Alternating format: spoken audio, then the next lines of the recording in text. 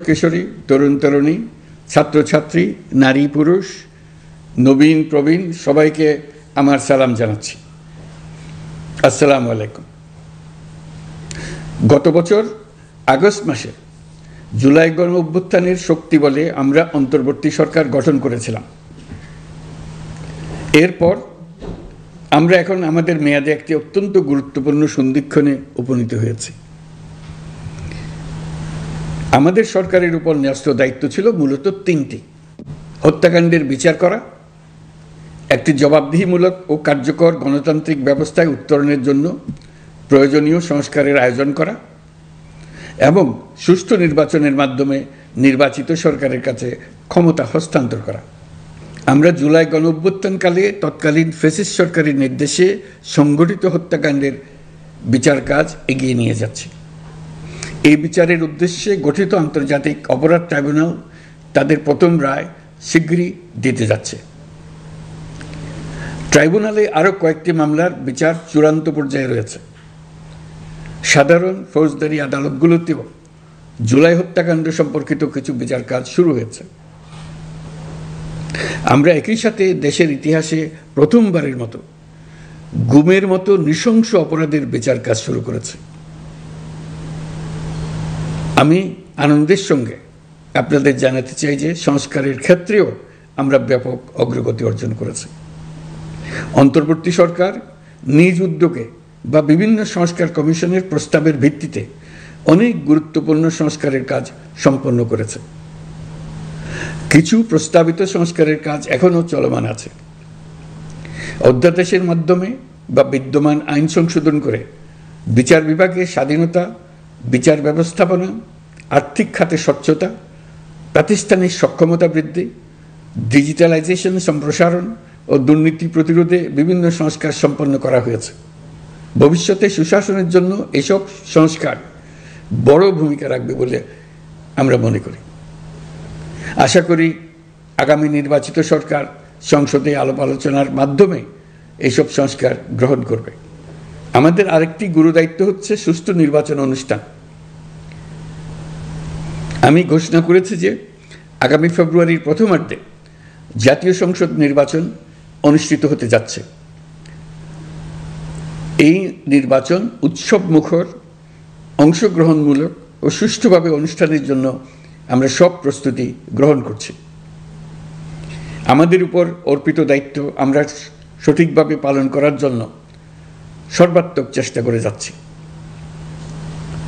প্রিয় দেশবাসী, রাষ্ট্র কাঠামো সংস্কারের প্রস্তাব তৈরির লক্ষ্যে জাতীয় ঐকমত্য কমিশন নিরলসভাবে গত প্রায় 9 মাস ধরে কাজ করেছে। এই সময় কমিশন জুলাই গণ অভ্যুত্থানে অংশগ্রহণকারী রাজনৈতিক দলের প্রতিনিধিদের সঙ্গে দীর্ঘ আলাপ আলোচনা করেছে। অত্যন্ত সৌহার্দ্যপূর্ণ পরিবেশে ধৈর্য সহকারে রাজনৈতিক দলগুলো কমিশন কর্তৃক উত্থাপিত বিভিন্ন সংস্কার প্রস্তাব নিয়ে যুক্তিতর্ক উপস্থাপন করেছেন। মতের পার্থক্য থাকলেও তা কমিয়ে আনার চেষ্টা করেছেন। অনেক বিষয়ে ঐকমত্যে আসতে পেরেছেন।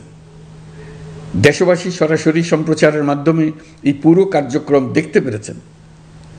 এটি বাংলাদেশের রাজনীতির ক্ষেত্রে তো বটেই, পৃথিবীর অনেক দেশের জন্য এক অভূতপূর্ব ঘটনা। এটি ভবিষ্যৎ রাজনীতির জন্য আশাব্যঞ্জক। আমি ঐকমত্য কমিশনের সদস্যদের এবং রাজনৈতিক দলগুলোর নেতৃবৃন্দকে গণতান্ত্রিক চর্চার এই অসাধারণ আয়োজনকে সফল করার জন্য আবারও আন্তরিক ধন্যবাদ জানাচ্ছি।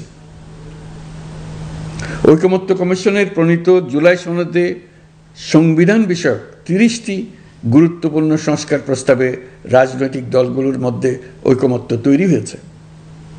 এটি একটি ঐতিহাসিক অর্জন। কিছু প্রস্তাবে সামান্য ভিন্নমত আছে, বাকি অল্প কিছু প্রস্তাবে আপাতদৃষ্টে মনে হয় অনেক দূরত্ব আছে, যা গণতান্ত্রিক প্রক্রিয়ায় অস্বাভাবিক কিছু নয়। তবে খতিয়ে দেখলে দেখা যায় যে এইসব প্রস্তাবগুলোর ক্ষেত্রেও আসলে মতভিন্নতা খুব গভীর নয়। কেউ সংস্কারটা সংবিধানে করতে চেয়েছেন, কেউ আইনের মাধ্যমে করতে চেয়েছেন, কিন্তু সংস্কারের প্রয়োজনীয়তা নীতি ও লক্ষ্য নিয়ে কারো মধ্যে মতভেদ নেই। কাজেই রাজনৈতিক দলগুলোর প্রকাশ্য বক্তব্য যতখানি পরস্পর বিরোধী অবস্থানে আছে বলে মনে হয়, জুলাই সনদ সঠিকভাবে বিশ্লেষণ করলে ততখানি মত পার্থক্য দেখা যায় না। এটি আমাদের অনন্য অর্জন। এতে জাতি এগিয়ে যেতে সাহসী হয়। এসব বিবেচনায় রেখে এবং রাজনৈতিক দলগুলো কর্তৃক স্বাক্ষরিত জুলাই সনদকে মূল দলিল হিসেবে ধরে নিয়ে অন্তর্বর্তী সরকার আজকের উপদেষ্টা মণ্ডলীর সভায় জুলাই জাতীয় সনদ সংবিধান সংস্কার বাস্তবায়ন আদেশ 2025 অনুমোদন করেছে। এটা বিরাট খবর। প্রয়োজনীয় স্বাক্ষর শেষে এটি ইতিমধ্যে গেজেট নোটিফিকেশন করার পর্যায়ে পৌঁছে গেছে। জুলাই সনদ বাস্তবায়নের লক্ষ্যে এই আদেশে আমরা গুরুত্বপূর্ণ কিছু বিধান গ্রহণ করেছি।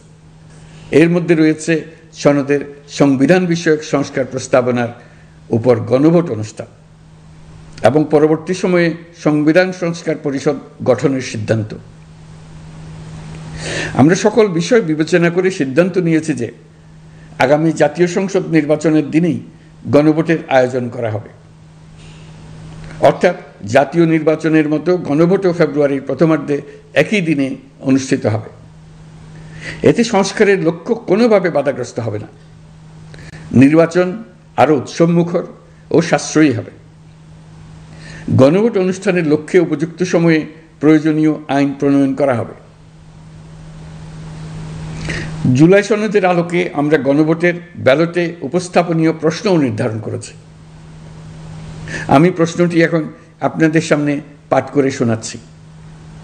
প্রশ্নটি হবে এরকম: আপনি কি জুলাই জাতীয় সনদ সংবিধান সংস্কার বাস্তবায়ন আদেশ 2025 এবং জুলাই জাতীয় সনদের লিপিবদ্ধ সংবিধান সংস্কার সম্পর্কিত নিম্নলিখিত প্রস্তাবগুলোর প্রতি আপনার সম্মতি জ্ঞাপন করছেন? ক, নির্বাচনকালীন সময়ে তত্ত্বাবধায়ক সরকার, নির্বাচন কমিশন এবং অন্যান্য সাংবিধানিক প্রতিষ্ঠান জুলাই সনদে বর্ণিত প্রক্রিয়ার আলোকে গঠন করা হবে। খ, আগামী সংসদ হবে 2 কক্ষ বিশিষ্ট। জাতীয় সংসদ নির্বাচনে দলগুলোর প্রাপ্ত ভোটের অনুপাতে 100 জন সদস্য বিশিষ্ট একটি উচ্চকক্ষ গঠিত হবে এবং সংবিধান সংশোধন করতে হলে উচ্চকক্ষের সংখ্যাগরিষ্ঠ সদস্যের অনুমোদন দরকার হবে। গ, সংসদে নারীর প্রতিনিধি বৃদ্ধি, বিরোধী দল থেকে ডেপুটি স্পিকার ও সংসদীয় কমিটির সভাপতি নির্বাচন, প্রধানমন্ত্রীর মেয়াদ সীমিতকরণ, রাষ্ট্রপতির ক্ষমতা বৃদ্ধি, মৌলিক অধিকার সম্প্রসারণ, বিচার বিভাগের স্বাধীনতা ও স্থানীয় সরকার সহ বিভিন্ন বিষয়ে যে 30টি প্রস্তাবে জুলাই জাতীয় সনদে রাজনৈতিক দলগুলোর ঐকমত্য হয়েছে, সেগুলো বাস্তবায়নে আগামী নির্বাচনে বিজয়ী দলগুলো বাধ্য থাকবে। ঘ, জুলাই সনদে বর্ণিত অন্যান্য সংস্কার রাজনৈতিক দলগুলোর প্রতিশ্রুতি অনুসারে বাস্তবায়ন করা হবে। গণভোটের দিন এই 4টি বিষয়ের উপর একটি মাত্র প্রশ্নে আপনি হ্যাঁ বা না ভোট দিয়ে আপনার মতামত জানাবেন। গণভোটের সংখ্যাগরিষ্ঠ ভোট হ্যাঁ সূচক হলে আগামী সংসদ নির্বাচনে নির্বাচিত প্রতিনিধি নিয়ে একটি সংবিধান সংস্কার পরিষদ গঠিত হবে। এই প্রতিনিধিগণ একই সাথে জাতীয় সংসদের সদস্য হিসেবে দায়িত্ব পালন করবেন। পরিষদ তার প্রথম অধিবেশন শুরুর তারিখ হতে 180 কার্যদিবসের মধ্যে সংবিধান সংস্কার করবে। সংবিধান সংস্কার সম্পন্ন হওয়ার পর 30 কার্যদিবসের মধ্যে সংসদ নির্বাচনে প্রাপ্ত ভোটের সংখ্যানুপাতে উচ্চকক্ষ গঠন করা হবে। এর মেয়াদ হবে নিম্নকক্ষের শেষ কার্যদিবস পর্যন্ত।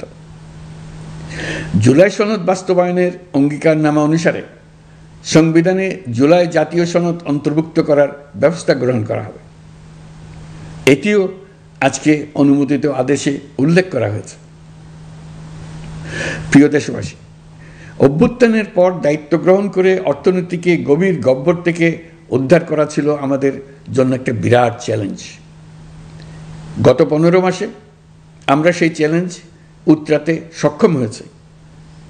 রপ্তানি, বৈদেশিক বিনিয়োগ ও রিজার্ভ সহ অর্থনীতির সবগুলো সূচকে দেশ ইতিবাচক ধারায় ফিরেছে। লুট হয়ে যাওয়া ব্যাংকিং খাত ইতিমধ্যে ঘুরে দাঁড়িয়েছে, মানুষের আস্থা ফিরে এসছে। ব্যাংকিং খাতকে আরও শক্তিশালী করতে নানামুখী পদক্ষেপ চলমান রয়েছে। অভ্যুত্থান পরবর্তী সময়ে বিভিন্ন দেশের বৈদেশিক বিনিয়োগ হ্রাস পেলেও বাংলাদেশে গণ অভ্যুত্থান পরবর্তী প্রথম বছরে বৈদেশিক প্রত্যক্ষ বিনিয়োগ অর্থাৎ এফডিআই 19.13% বৃদ্ধি পেয়েছে। এটি বৈশ্বিক প্রবণতার বিপরীতে এক অনন্য অর্থনৈতিক দৃষ্টান্ত স্থাপন করেছে। আগামী সপ্তাহে ডেনমার্ক ভিত্তিক মায়ার্স গ্রুপের মালিকানাধীন এপিএম টার্মিনালস বিভি এর সঙ্গে লালদিয়া কন্টেইনার টার্মিনাল প্রকল্পে 30 বছরের কনসেশন চুক্তি স্বাক্ষর হতে যাচ্ছে। এই চুক্তির আওতায় ইউরোপীয় এই কোম্পানি $550 মিলিয়ন বিনিয়োগ করবে। এটি এই যাবৎকালে বাংলাদেশে ইউরোপের সর্বোচ্চ একক বিনিয়োগ। লালদিয়া হবে দেশের প্রথম বিশ্বমানের গ্রিন পোর্ট। প্রিয় দেশবাসী, প্রায় 1.5 যুগ ধরে আমাদের জনগণ ভোটাধিকার থেকে বঞ্চিত ছিলেন। তারা আজ আসন্ন নির্বাচনে তাদের ভোটাধিকার প্রয়োগ করার জন্য উন্মুখ হয়ে আছেন। আগামী ফেব্রুয়ারিতে সুষ্ঠু নির্বাচন অনুষ্ঠানের বিষয়ে অভ্যুত্থানের সপক্ষের রাজনৈতিক দলগুলোকে অবশ্যই ঐক্যবদ্ধ থাকতে হবে। তা না হলে জাতি এক মহা বিপদের সম্মুখীন হবে। এই সম্পর্কে আমি আগেও একাধিকবার আমার আশঙ্কা প্রকাশ করেছি। ফ্যাসিবাদের বিরুদ্ধে 2024-এর জুলাইয়ে মৃত্যুর মুখোমুখি শির উঁচু করে দাঁড়িয়ে দেশবাসী যে ঐক্য গড়ে তুলেছিল, আমরা জীবিতরা যেন অল্প স্বল্প ভিন্নমত ও লঘু বিবাদে জড়িয়ে তার মর্যাদা ক্ষুণ্ণ না করি।